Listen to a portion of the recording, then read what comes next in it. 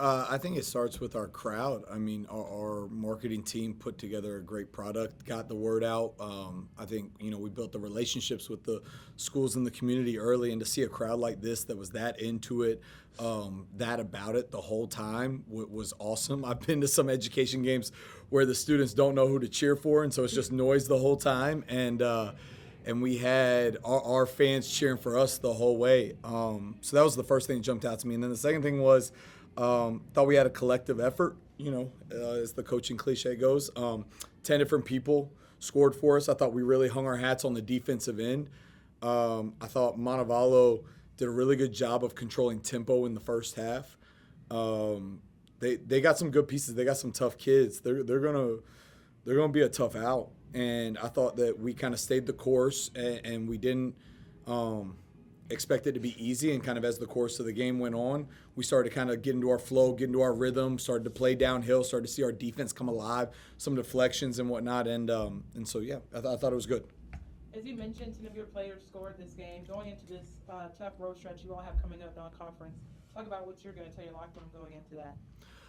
Oh, first of all, what an opportunity. I mean, to be able to go play these kind of teams, play these kind of games, we're blessed. I mean, this is not stressed. We're blessed. And what these games do is, one, they're exciting, they're fun, but two is they're absolutely going to expose our weaknesses.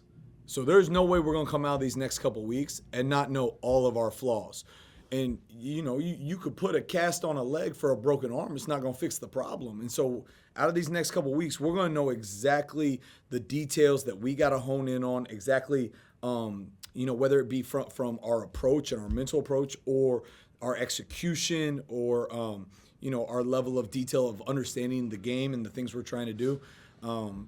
It'll be a good challenge, but it'll be a fun challenge. Brian, your first game as a Bulldog, 5 made threes, 18 points. Just talk about your mind going into this game and how you feel about being Bulldog. First, I'm very excited to be a Bulldog. Very blessed to be under this staff. They're amazing people. My teammates are amazing people. I'm so blessed to just be a part of this program.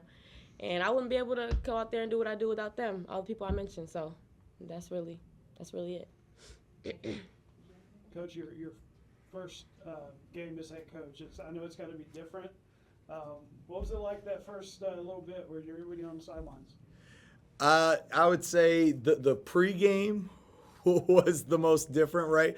I'm used to being out on the court and going through warm-ups with everybody, and so I was kind of left to my own thoughts back in the locker room. That's a different feeling. But, man, part of being in this profession and being raised in this profession is I had a lot of people reach out to me, a lot of people, give me advice, wish me luck, and the consistent message was be authentic and be you.